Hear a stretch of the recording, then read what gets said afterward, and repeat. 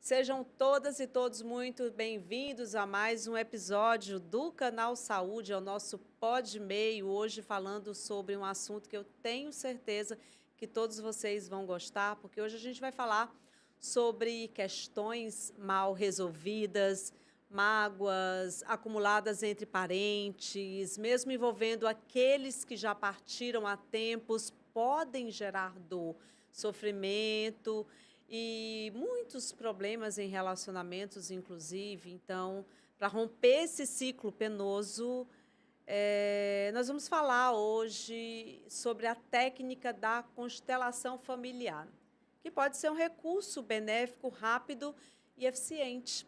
A gente convidou para participar do nosso momento hoje aqui o Dr. Rogério Almeida. Ele é advogado, consultor sistêmico e a conversa vai ser muito interessante. Seja bem-vindo ao Pod Canal Saúde. Eu que agradeço a oportunidade de poder estar aqui. Vamos começar falando sobre constelação familiar. O que significa? Bem, constelação familiar foi um nome que foi traduzido do alemão para o inglês como constellation, familiar constellation, quando na verdade a etimologia originária alemã é colocação familiar. Cada membro de uma família tem um lugar e uma função. Quando eles estão no seu lugar, cada um exerce sua função bem direitinho, o sistema familiar agradece, todos ficam bem harmonizados e a tendência é que essa família tenha uma relação harmônica durante toda essa geração que vai impactar nas gerações futuras e nas gerações passadas. Você é advogado, apaixonado pela sua área de atuação, mas eu fiquei muito curiosa quando eu reencontrei o Rogério, que é um amigo querido de anos e anos, e que de repente ele me abordou sobre esse tema, conversando comigo, e naquele momento eu percebi e comecei a pensar o que levou o Rogério a trabalhar com a constelação familiar. Qual foi o momento da tua vida que você precisou fazer algo diferente? Ou foi a advocacia que te trouxe para isso? Bem, tudo começou no ano 2010, quando eu tive um problema emocional e eu não sabia a causa, né? E aí eu fui buscar psicoterapia, né? Primeiro eu passei pelos médicos, pneumologista, fiz vários exames, até aquela famosa frase, abre aspas, você não tem nada. E Que é aí comum acontecer, é né? comum acontecer. E aí um médico pneumologista me disse, por que você não procura psicoterapia? E tudo começou aí. Quando eu percebi a força da psicoterapia, em que muitas respostas estavam sendo colocadas, as dúvidas elas estavam sendo esclarecidas, eu pude claramente entender que era importante para a minha vida eu estar sempre olhando para mim, para o autoconhecimento. E teve uma época em que eu fui acompanhar uma pessoa até uma sessão de constelação familiar. Eu não conhecia a constelação familiar. Eu a deixei lá às 6 da tarde, às 10 da noite ela me ligou e eu fui buscá-la, a deixei em casa. No outro dia de manhã ela me liga, olha, você precisa ver como é que está a relação aqui em casa. O que foi que houve? Não, a minha relação aqui em casa está perfeita agora. Eu digo, mas como se as outras pessoas não foram para esse ambiente? E aí me despertou uma curiosidade. Eu comecei a participar de sessões em grupo de constelações familiares.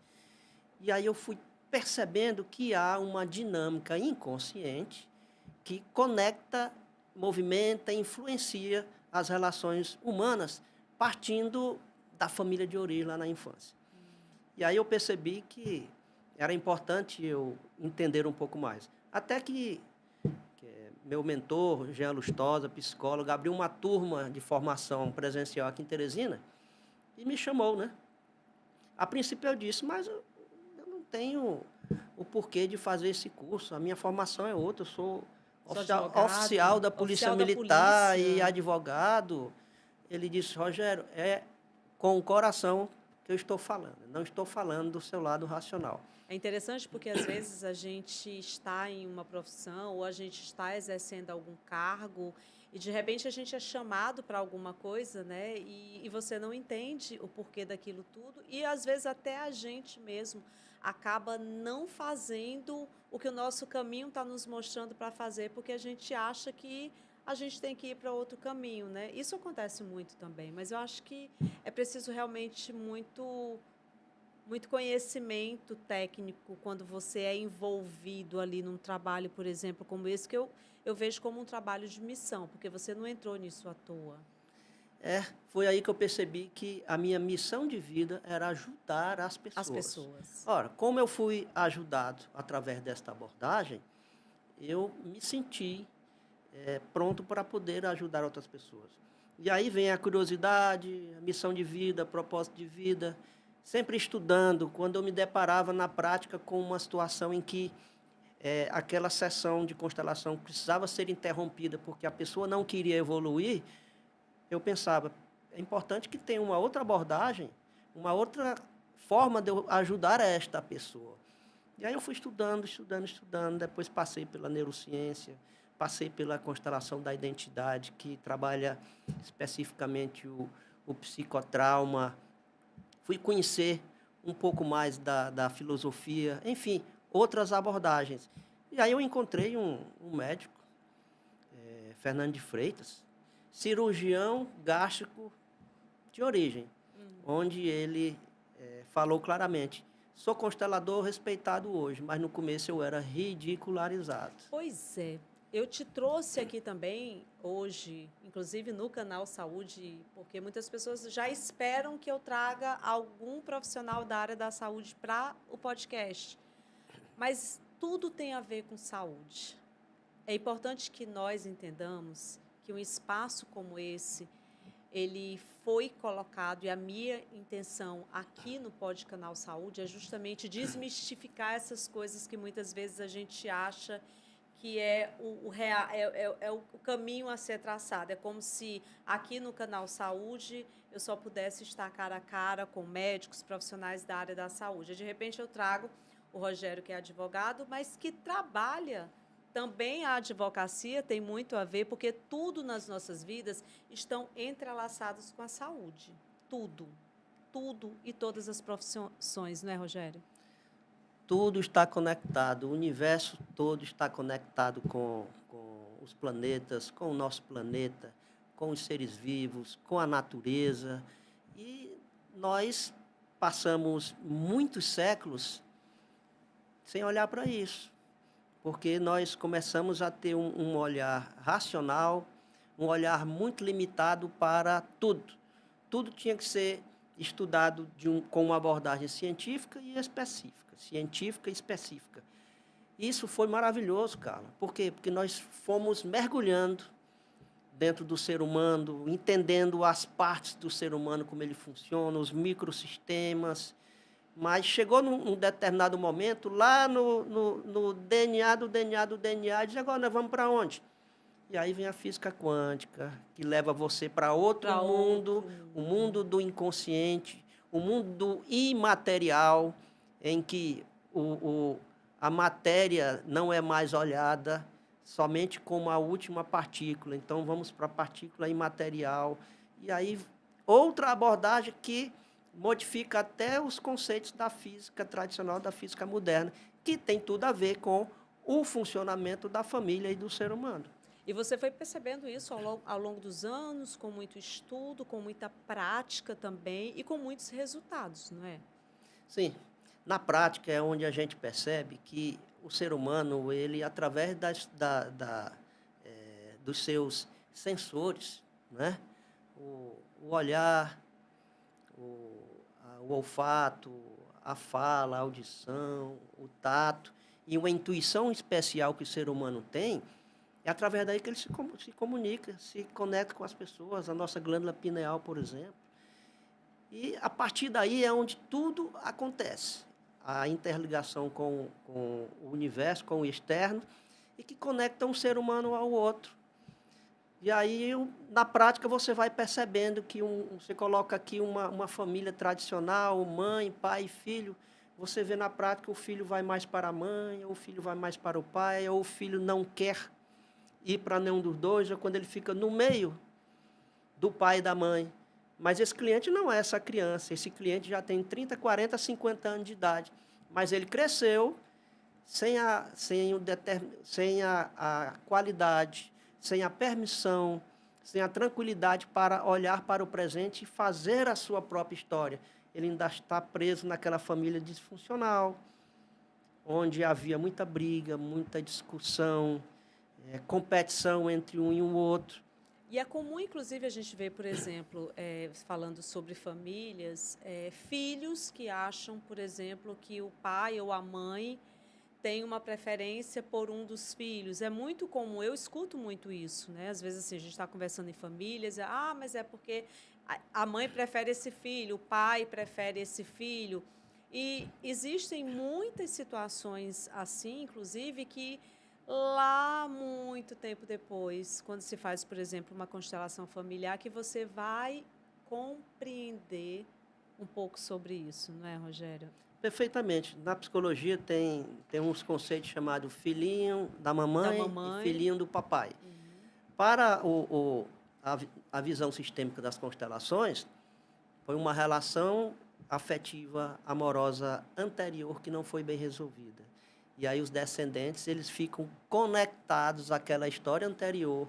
É como se dissesse assim: ei, você me deixou, mas você não disse nem tchau, você nem se despediu, você nem agradeceu pelo nosso tempo que passamos juntos. Como assim? Eu fui excluído, eu fui excluída. E aí ele está conectado àquele descendente que não sabe da história, não conviveu com aquela pessoa, mas nós somos feitos de energia. E há uma energia que nos conecta. Então, a partir daí, na constelação, quando esse filhinho do papai, filhinho da mamãe, eles mostram que aquela pessoa estava excluída, o que é que nós vamos fazer? Eu pergunto: você quer resolver essa questão ou você quer deixar do jeito que está? Porque eu não sou o dono da verdade, da razão. Se a pessoa disser, não, eu quero modificar isso, e aí repete comigo, olha para aquela pessoa e diz: eu vejo você, você faz parte da minha história, eu sou muito grato por tudo que aconteceu. Aquela pessoa tem um alívio corporal, nós perguntamos na hora, o representante, e aí ela diz: agora eu posso ir embora. E aí esse filhinho aqui da mamãe, filhinho do papai, eles tornam a ir para o seu lugar que... Se libertam. Se liberta. Totalmente. Se liberta daquela história, então ele começa a olhar para o seu futuro, deixar os pais cuidarem de si. Seguir o seu caminho. Seguir seu próprio destino, sua própria história, sem estar ali amarrado. Eu diria assim, uma corda aqui, sem poder ir seguir a sua própria história, porque há alguém que foi excluído lá no passado, que está causando toda essa desorganização do sistema familiar da pessoa. Rogério, nos tempos de hoje, nós temos aí o que nós estamos fazendo aqui agora, né? Conversando, batendo um papo, chegando a inúmeras pessoas. A gente tem a internet, né? Então a gente tem aí é muito rápido que chega até as pessoas. Mas você tocou num ponto aqui no início dessa entrevista que conheceu um médico gastroenterologista, e que ele também é um constelador. Constelador familiar. Se apresenta como constelador familiar. Pronto. E que ele falou muito sobre essa questão do preconceito, né? Romper esse preconceito, chegar até as famílias. Como você vê essa situação? E você acredita que as pessoas elas estão se abrindo mais para isso? Ou você acha que ainda precisamos avançar muito? Bem, a internet ela é um divisor de águas. Encerra um ciclo onde as culturas, as civilizações estavam desconectadas, está começando a conectar as civilizações. Sim. A informação e o conhecimento está chegando para mais pessoas. E o preconceito em relação ao novo, ele é normal. para mim, está tudo certo, não há nenhum problema em ter preconceito. Sim. Porque cada pessoa tem a sua percepção. E o que é que eu faço diante de uma situação dessa? Eu digo, está tudo bem. Eu vou buscar aquelas pessoas que realmente querem olhar para a sua questão e querem modificar aquela situação. Porque a natureza humana, ela tem medo do que é novo. Sempre, né? Tem medo. É Abrir aquela impressionante. porta sem saber o que é que tem atrás da porta, muitas pessoas não vão. Então, na prática, ela diz, não, eu não vou por aqui porque eu não tenho certeza. Eu digo, não, tudo bem. Mas tem pessoas que sabem que nós estamos conectados a algo maior. Ou a um Deus, ou a uma força universal. E essas pessoas estão mais abertas às práticas integrativas complementares. E é uma Constelação familiar faz técnica parte. reconhecida pela ciência. As constelações familiares, ela é uma abordagem que tem mais ou menos 30 anos. Mas o que é que acontece? Ela surgiu como abordagem filosófica, terapêutica, usando o método empírico da fenomenologia de Russell. O que é fenomenologia? Eu mostro aqui uma situação e aquele fenômeno sai do inconsciente para o consciente naquele instante. Não quer dizer que em outra situação vá se repetir essa situação. Mas, em termos de constelações familiares, esse fenômeno ele tende a surgir como um padrão. Isso quer dizer o quê? Que nas famílias há um padrão que é funcional e há um padrão que é disfuncional, perfeitamente conectado com outras áreas do conhecimento, outras áreas científicas. Mas o método abordado por Bert Hellinger no começo era método empírico fenomenológico. E como que a constelação familiar aborda a saúde integral? Bem, para a constelação familiar abordar a saúde, ela olha lá para Hipócrates. Hipócrates diz que a doença ela é uma desarmonia, um desequilíbrio do ser humano em relação à natureza. Ela trata a natureza como ela é e o ser humano, de alguma forma, ele descumpre ou está desconectado harmonicamente de alguma dessas regras da natureza. Vou dar um exemplo. Tomar banho hoje é um hábito comum e até saudável. Sim. Mas até o século XIV, XV, as pessoas não Não tomavam tomavam banho. banho. Tinha até culturas que diziam que tomar banho ele é contra a nossa cultura. Do século XVI e XVII, a medicina dizia assim, que a doença eram seres que estavam invadindo o nosso corpo através dos orifícios, dos poros. E se você tomar banho, você vai desproteger o seu corpo. Dizia-se isso no século XVI e XVII. E aí depois as pessoas começaram a tomar banho e perceberam que estavam melhorando. Na medicina,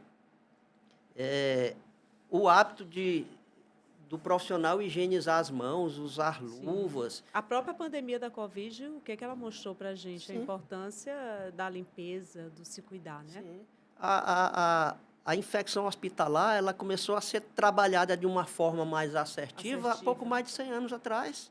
E o médico que descobriu que quando o médico saía de uma cirurgia, depois ia olhar as pacientes que estavam em trabalho de parto e que essas pacientes morriam ou o bebê morria, ele percebeu que tinha um problema aqui nesse percurso. Aí ele disse, vamos lavar as mãos, vamos higienizar.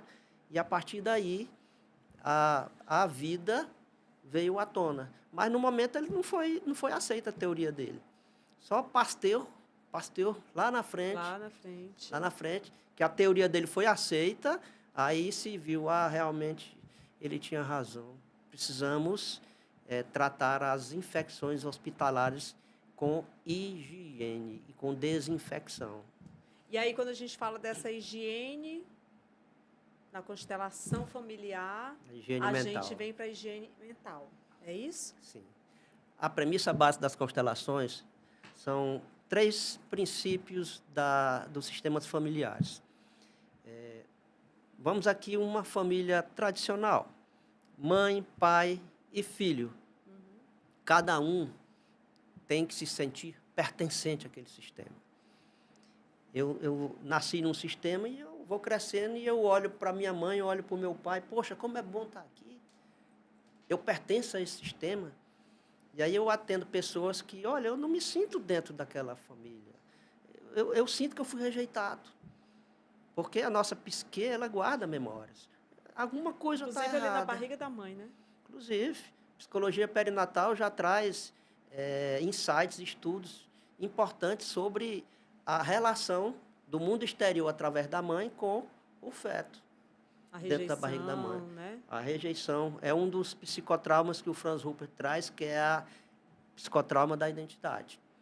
Lá na fase intrauterina, o bebê já percebeu que era uma gravidez indesejada, que iam fazer algo para que ele não prosperasse, Interrompesse, né? que interrompesse, às vezes se tenta e não consegue, às vezes se desiste, mas aquela informação chegou até ele ainda, isso é incrível. E aí ele carrega essa dor, esse trauma para a vida dele.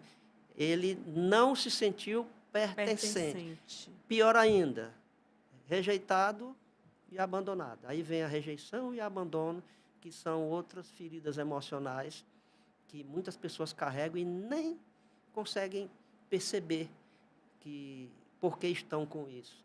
As constelações familiares e a terapia da identidade, elas fazem com que a gente volte ao momento histórico, ver qual é o sentimento primário que está ligado àquele momento e com quem. Isso com muito amor e muito respeito. Sim. Porque nós não culpamos ninguém. Afinal, todos os adultos foram crianças. E essa terapia da identidade é algo separado? Ela foi Ou ela é o primeiro ponto quando se vai fazer uma constelação familiar? Não, da identidade já é eu diria assim, uma constelação derivada da familiar. Veio num segundo momento. Uhum. Então, O primeiro momento constelação familiar. Começa com uma pessoa. Começa com um sistema familiar. Tá. A gente olha o sistema. Então, bora lá. Eu com o outro. Vamos eu lá. em relação ao outro. Eu tive uma situação de trauma muito forte quando eu perdi meu pai. Nossa, meu pai, tudo para mim. Você teve o prazer de conhecer, né? Sim, sim. E foi muito traumático a perda dele, muito, muito. E eu lembro que isso já tem uns 8 anos, papai já faleceu tem mais de 10, mas eu lembro que em um momento dessa minha perda, eu entrevistei um profissional da hipnose. E aí eu fui até o consultório dele para fazer a hipnose, né, a hipnoterapia. Sim. Você sabe, Rogério, que foi muito importante para mim, porque aquele momento, tudo aquilo que eu fui vivenciando e eu consegui entender muita coisa e de lá para cá, muita coisa que em mim ficava o pós-trauma, aquela coisa do não aceitar e tal. E foi muito importante para mim. E eu lembro também que quando eu falava sobre esse assunto, ou quando eu trazia entrevistas sobre esse assunto, as pessoas vinham com muita rejeição, né? Mas isso é besteira, sexismo e tal, aquilo outro. E aí eu até parei de falar sobre esse assunto e trazer entrevistas como essa, né? Porque a gente também, muitas vezes, é julgado pelas pessoas e aí a gente acaba dando um passo ali para trás para não falar mais. Mas a hipnose, por exemplo, a hipnoterapia, tudo isso é importante nessa constelação familiar. Existem aí várias situações diferenciadas. E a hipnoterapia também é excelente, né? Sim, o Bert Hellinger, ele foi abençoado, porque ele foi estudar primeiro as tribos africanas e viu como as tribos africanas ela tinham uma harmonia muito grande na sua relação tribal, e ele foi buscar as respostas. E uma delas é porque eles tinham uma relação muito forte e amorosa com os seus ancestrais que já morreram e com os idosos da tribo. Depois ele veio para a Alemanha e estudou terapia. Depois foi para os Estados Unidos conhecer várias abordagens das terapias familiares que já existiam nos Estados Unidos.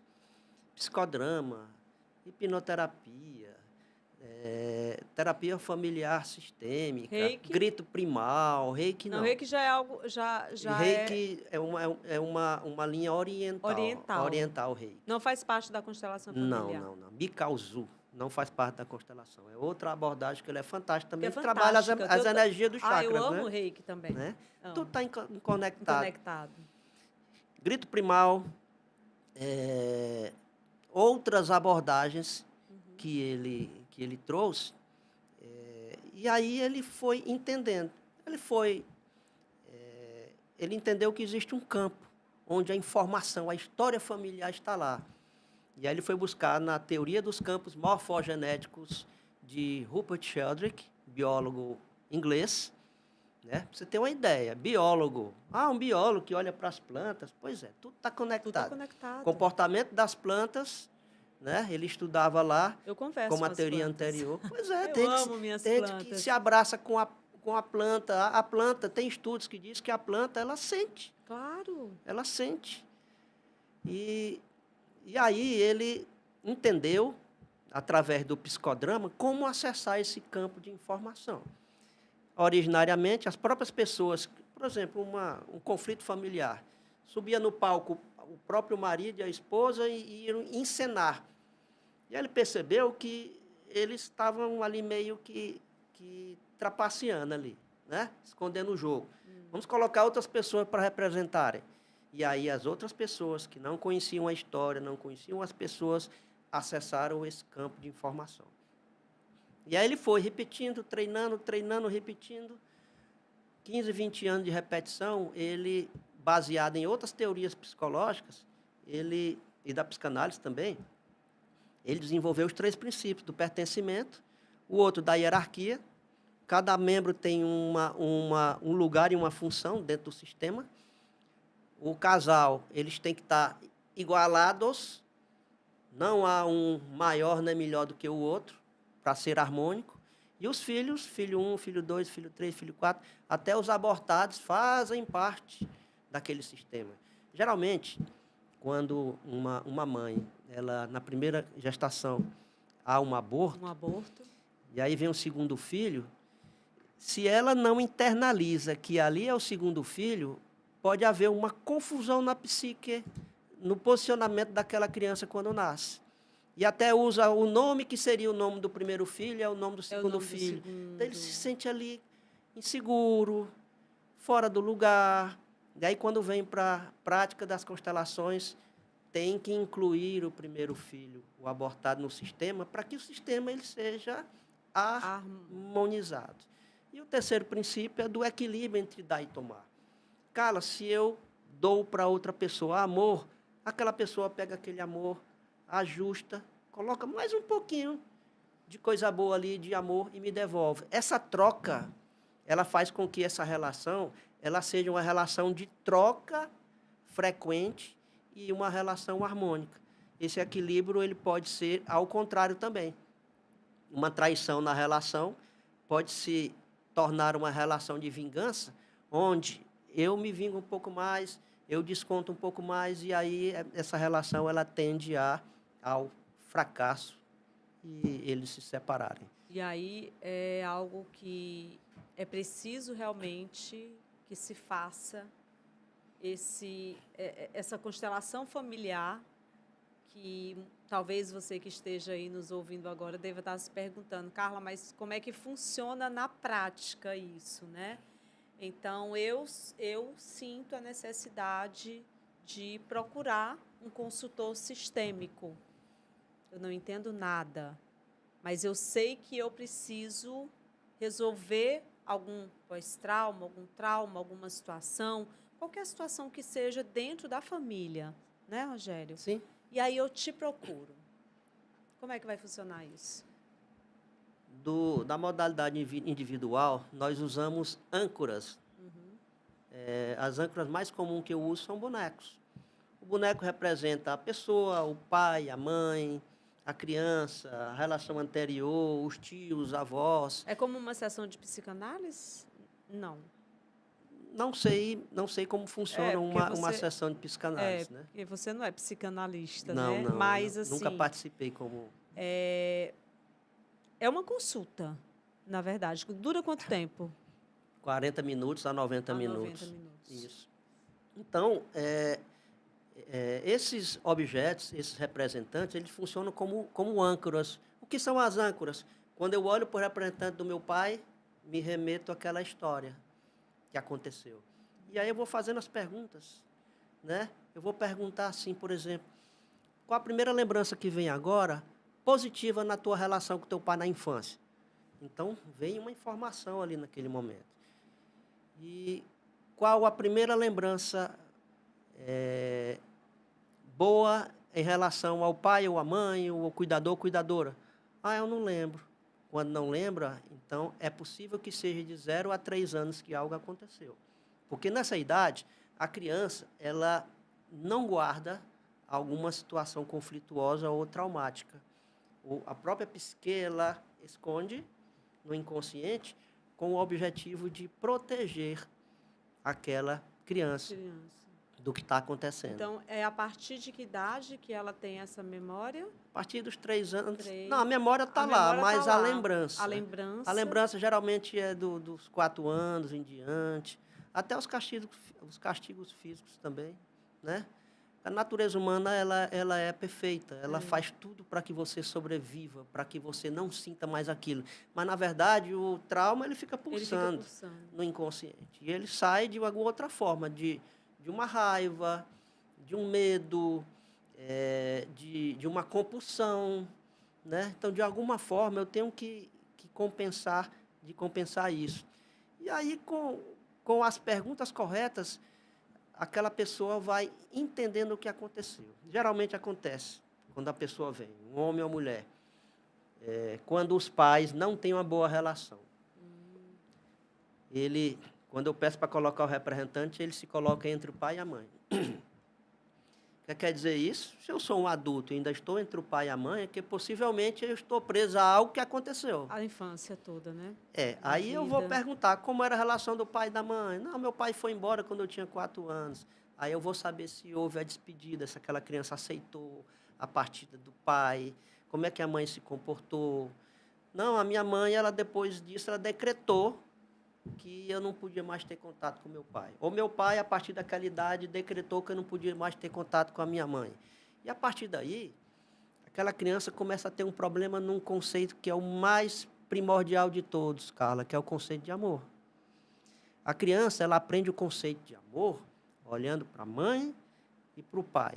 Depois de uma certa idade, olhando para o feminino e o masculino, que já é a sexualidade. Sim. Então, do 0 aos 7 anos, esse conceito de amor e sexualidade, segurança, harmonia, confiança neles e confiança em si próprio.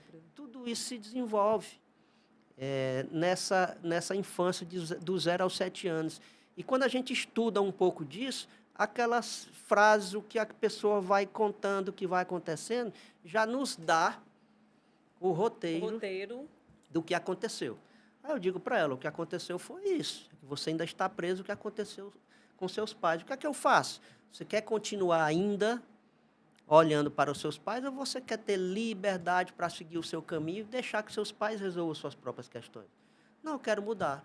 Aí eu ajudo a pessoa através das frases corretas, né? Desde que sejam ditas com verdade. Tipo assim, mamãe, o que aconteceu entre você e papai é problema de vocês, não é meu. Me libere com amor, se a partir de agora eu for seguir o meu caminho, seguir do meu jeito. E quando eu quero levar a minha mãe, o meu pai, aquela pessoa que eu percebo que o meu trauma veio dali para essa abordagem, para essa consulta, para esse momento, dá certo? Dá sim. Desde que vocês tenham uma boa relação, né? Essas pessoas têm uma boa relação, mas geralmente essas pessoas não sabem ou não entendem como é que se deu essa dinâmica. Pode ter uma suspeita, eu acho que é com a mamãe, eu acho que é com o papai, eu acho que era o padrasto, eu acho que era a madrasta, eu acho, né? Mas, na prática, o que realmente aconteceu, a gente só sabe na hora de de colocar. Agora, quando é uma relação de casal, em que eles não estão se entendendo bem, olha, eu vou levar o meu companheiro, eu vou levar minha companheira. Eu digo, no primeiro momento, eu prefiro que não. Por quê? Porque nós vamos olhar o que aconteceu com você lá atrás na sua infância. Porque, Carla, eu fico assim, triste, porque muitos casais se separam, É muito triste. divorciam, porque eles acham que é o outro que não ajudou na relação. A princípio é isso, mas, na verdade, quando o adulto ele ainda não se desligou dos conflitos familiares da infância, padrões de pensamento, padrões de comportamento, padrões de funcionamento que não combina com a relação atual, ele vai ter dificuldade. Conceito do que é mãe, do que é pai, do que é amor, do que é casamento, do que é dinheiro. E aí, de repente, vem até com uma estratégia de sobrevivência. Bebe demais, trabalha demais, joga demais, faz tudo demais que não alimenta, não rega aquela plantinha do amor. Aí a pessoa olha assim, não, isso aí não... Mas quando, na verdade, essa pessoa tiver humildade e for olhar para a sua infância, né? A traição, por exemplo, Carla. A própria violência contra a mulher.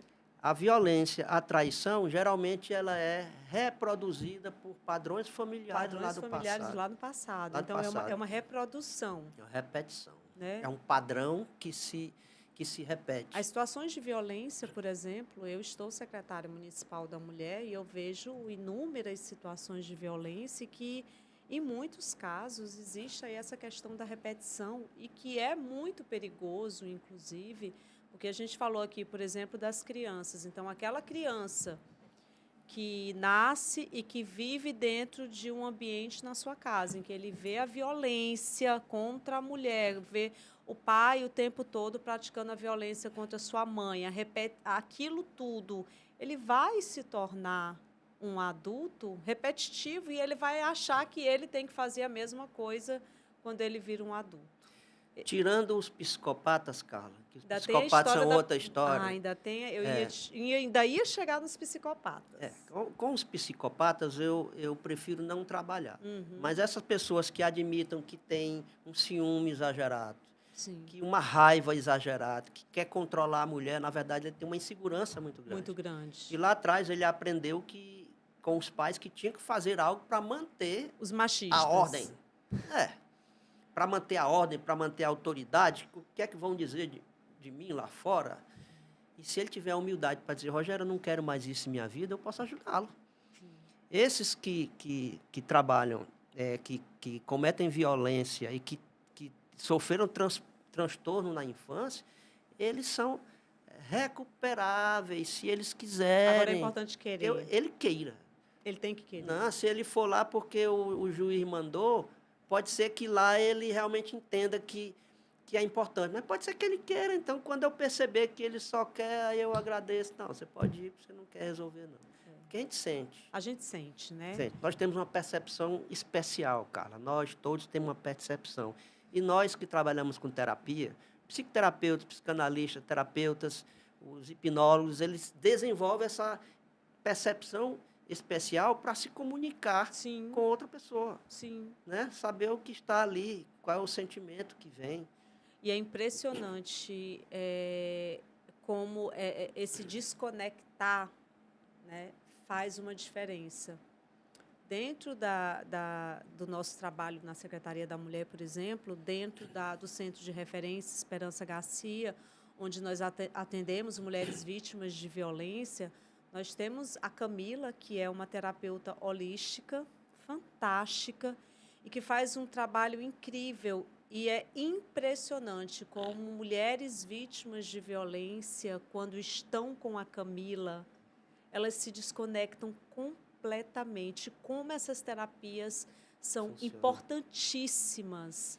E que essas terapias possam ser levadas para famílias inteiras dentro do sistema público, porque faz a diferença. Já faz parte, as constelações familiares fazem parte das práticas integrativas complementares do Sistema Único de Saúde. Complementares. Não posso chegar lá e dizer, a partir de hoje você não vai mais para o médico porque eu vou resolver. Você não precisa ir mais para o psicólogo. Não, não é isso. Continue seu tratamento, É o que a gente que faz. eu vou prestar um suporte. É isso. Aqui. É o apoio, né? É o apoio. É o Sim. suporte, é o apoio. É isso que nós precisamos entender. Nós precisamos nos apoiar, nos ajudar e julgar menos. Porque também é algo que eu vejo que tem adoecido as pessoas. A gente estava falando aqui sobre internet, por exemplo, rede social, que essa ferramenta ela é muito forte. E a gente tem visto, Rogério, cada vez mais, por exemplo, a figura não só da abordagem no sentido de dizer que é um psicopata, mas eu tenho visto também muito, inclusive, Os abusadores. Né? Os abusadores, e a gente também tem muito essa situação de que a gente fala, porque essa pessoa ela é isso, porque a acusação. As pessoas estão acusando muito as outras. As pessoas estão julgando muito a vida das outras pessoas. Aí tem também os narcisistas. E hoje a gente vê muito na internet, é narcisista, é psicopata, é isso, é aquilo. Esses julgamentos também são muito tóxicos e fazem muito mal a quem se alimenta.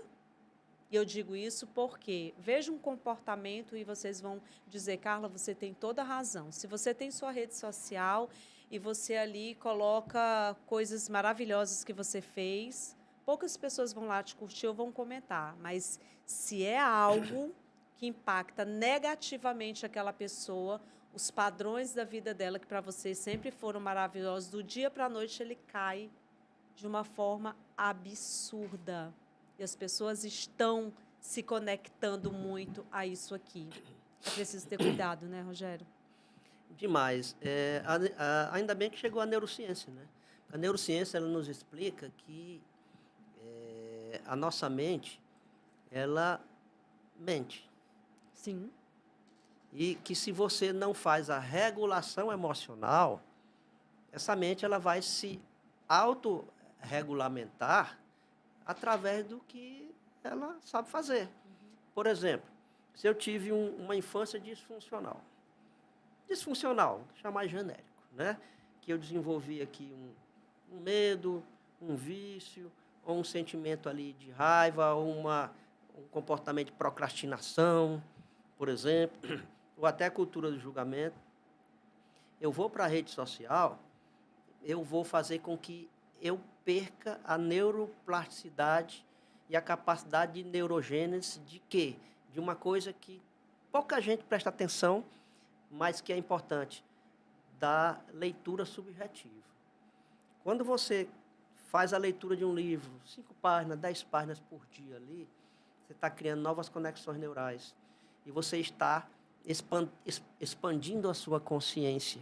Você está fazendo com que a sua mente ela traga mais conectividade e novas possibilidades vão surgindo. Soma-se aí a curiosidade, a sua vontade de dar mais um passo à frente, de querer aprender.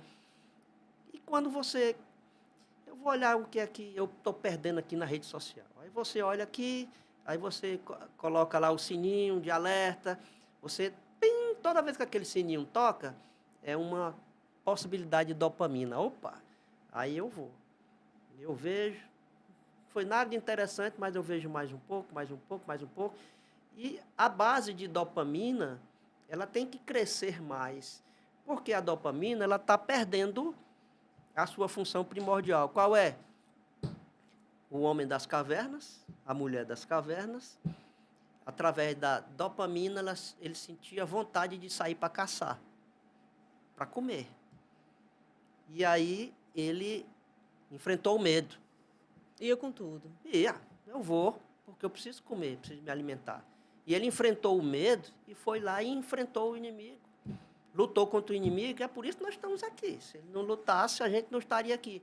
E a dopamina serve para eu ter esse desejo de conquistar algo. Quando eu conquisto, vem a noradrenalina. E aí é como se fosse uma compensação, né? Aí que bom. Mas se eu estou gastando essa dopamina só com coisas que são supérfluas, aí daqui a pouco a minha base dopaminérgica vai aumentando, a minha tolerância vai diminuindo, daqui a pouco eu estou ficando aqui com preguiça e com depressão, sem vontade de fazer E aí as coisas. você parou de olhar para você. Sim, Você parou de investir em você. Você parou de se autoavaliar, de se encontrar, de se conectar, de buscar um propósito para a tua vida, porque a tua vida ela está muito mais interlaçada à vida dos outros e a negatividade sua vai levando para as pessoas e você vai se tornando aquela pessoa chata, aquela pessoa que ninguém suporta estar perto, aquela pessoa que fica o tempo todo massacrando as outras, porque as pessoas, e eu estou falando isso virtualmente também, porque hoje as pessoas elas se falam muito mais virtualmente do que presencialmente. Hoje as pessoas elas não estão mais assim, ó, se conectando, se pegando, se falando, elas estão aqui, elas estão jogando toda a raiva. Por isso que é importante que a gente entenda que quando você recebe, por exemplo, de alguém, seja presencialmente ou virtualmente, a negatividade, o julgamento, aquilo que é ruim, que está te tirando o sono, o que está te deixando mal, te desconecta de tudo isso e volta para você e entenda que não é sobre você, é sobre aquela pessoa. Porque quando a gente passa a entender que aquilo que a pessoa está fazendo é sobre ela, não é sobre a gente vai viver muito melhor. Porque as relações que a gente tem hoje tem muito disso e a gente acaba adoecendo. Então, é importante que a gente se conecte em nós mesmos, né, Rogério? sim. A cultura do julgamento, ela é aprendida na nossa infância. E aí a gente traz para o dia a dia. A gente chega na escola, há uma competição. E daqui a pouco, em casa eu tenho um apelido, na escola eu tenho um apelido também. Daqui a pouco eu me separo em grupinhos lá na escola, e aí eu estou julgando as pessoas. E aí quando eu vou ver, tem as notícias que são ligadas ao crime e castigo. Sim, Fulano tal cometeu um crime, tem que ser castigado. sim. Fulano tal cometeu um crime, tem que ser castigado. Por que essa pessoa, quando cometeu um crime, ao invés de ser castigada, ela é levada para um ambiente onde ela possa fazer uma autorreflexão, tem o apoio do Estado, tem uma rede de apoio para ela fazer uma autorreflexão? É porque sai muito caro. E quantos profissionais eu vou ter que ter para que uma pessoa que cometeu um delito, ela possa ressignificar isso e até chegar a um ponto que vai para outra pessoa e diz, eu sinto muito. E numa constelação, Carla, a gente tem possibilidade do algoz olhar para a sua vítima e dizer, eu sinto muito, de coração. E aquele sentimento de raiva da pessoa, ele se esvai. As primeiras experiências do Bert Hellinger foram em relação à Segunda Guerra Mundial, né? Onde os judeus foram massacrados.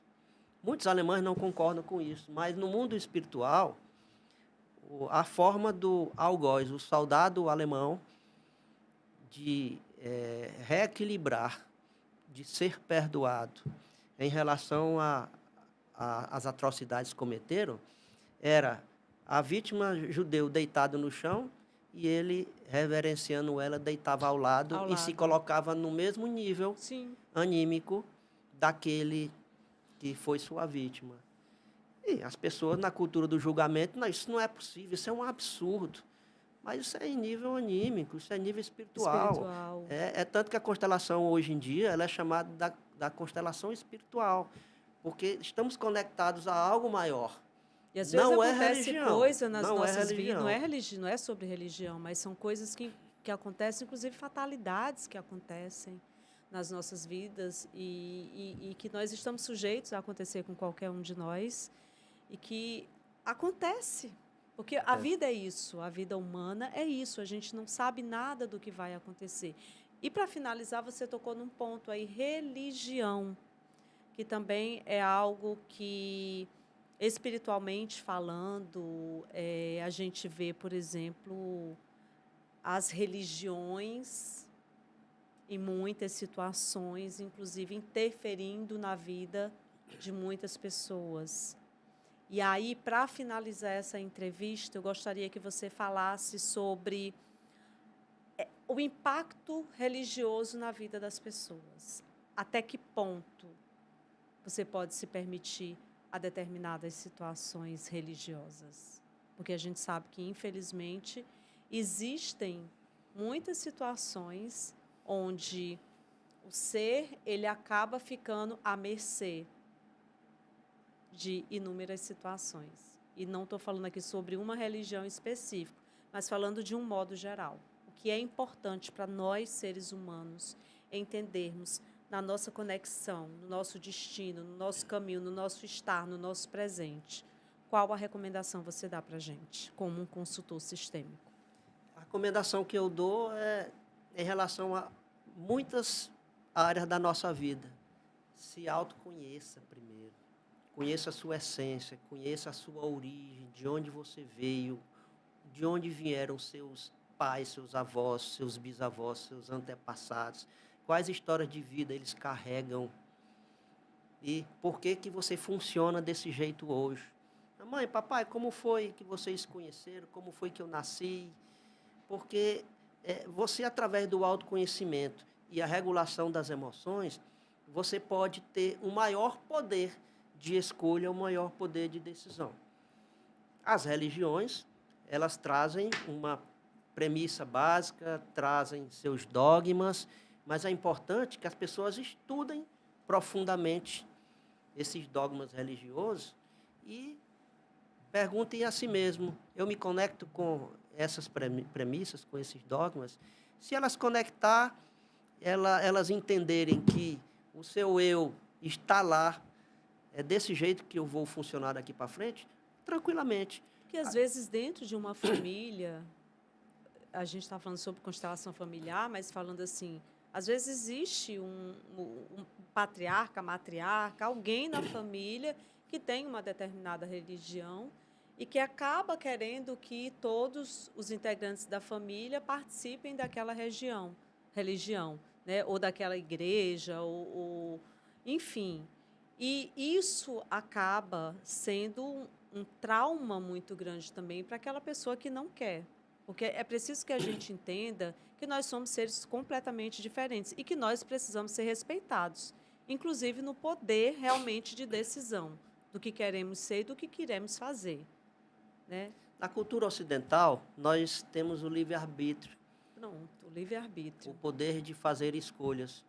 Mas há algumas culturas diferentes, aí entra a religião, e há também alguns padrões familiares em que um pai e a mãe diz para a criança, eu sei o que é melhor para você. Impõe. E impõe qual religião. É diferente de você apresentar a religião. Claro. Vamos Dá frequentar, liberdade, né? vamos frequentar nosso credo religioso, e aí você vai crescendo e se você se conectar realmente, ali você fica. Se não, eu já atendi pessoas de algumas religiões que ele diz, não diga que eu estive aqui. Né? E eu respeito muito isso, em que a pressão em cima dessa pessoa, ela não sentia a vontade. Né? Eu já atendi pessoas que disseram, eu gosto de estar aqui, está tudo certo. O importante, Carla, é que a pessoa, no seu eu, sua alma, no seu coração, no seu pensar, sentir e agir, ela esteja em harmonia, ela não tenha nenhuma pressão que o pensa de um jeito, sente de outro e age de um jeito diferente. Ela fica estressada mentalmente e esse estresse vai para o corpo. Então, é importante que haja esse entendimento para que realmente as pessoas possam trabalhar. E se alguém for vítima de algum psicotrauma, alguma situação de desconforto, vai para a terapia. A constelação familiar, por exemplo, ela pode te ajudar, inclusive, a resolver isso, para que você também possa se encontrar. Porque existe muitos tormentos. Porque né? aí envolve o que eu falei do padrão, eu sei o que é melhor para você, e aí para a criança a dificuldade em dizer não. Não. E aí ela não vai dizer não só aí, ela vai dizer sim no trabalho, ela vai dizer sim nas relações afetivas, só para agradar as pessoas. E quando se torna um adulto? Em que um adulto onde ele não faz as escolhas baseadas na sua vontade própria, porque ela aprendeu que é melhor, que as outras pessoas dizem para ela é o que é melhor para ela. E aí vem a história da repetição, né? Muitas vezes acontece repetindo aqueles padrões ou aquelas situações que talvez ela nem teria isso se lá na infância tivesse tido esse respeito realmente da questão do livre-arbítrio. Claro que nós, pais, mães, que educamos os nossos pequeninos para se tornar cidadãos do bem, que a gente quer isso para as nossas famílias, mas a gente precisa também ver, entender o que é o processo de construção de uma família. Sim. Tem o É uma eu, responsabilidade muito grande você colocar uma criança, você querer, você ser mãe, você ser pai. Não é só, eu quero, é bonito, romantizar. ou Mas, aconteceu, ou né? aconteceu, E agora? e agora é um ser, né? Eu tenho, na minha jornada, eu aprendi uma coisa. Quando o casal se encontra, ele, ao invés dele querer impor o que ele acha que é bom, que tal ele dizer, vamos somar o que nós aprendemos para fazer algo novo daqui para frente, com o de bom que nós aprendemos, que nós trazemos lá de trás, e a gente fazer algo novo. É possível sim, desde que haja diálogo, respeito mútuo e muita paciência para com o outro, porque o outro ele vai escorregar aqui, vai errar ali, e se você tem que ali um ajudando o outro, olha, nós vamos fazer algo de bom e diferente só nosso daqui para frente. Nós não vamos fazer o que nossos pais mandaram a gente fazer como melhor. Então, vamos fazer assim, para a gente poder fazer a diferença na vida das pessoas, nas nossas vidas, para que possamos viver em paz e felizes nesse universo tão lindo. Amei te receber aqui. Também amei, estou feliz em poder estar aqui. Eu confesso que eu quis várias vezes, será que a Carla vai me chamar uma vez? E deu certo, eu acho que a minha voz foi ouvida. Ai, que maravilha, bom demais. Eu tenho certeza que vocês aí também amaram, tá? Esse foi mais um episódio do nosso Pod Canal Saúde e até o próximo.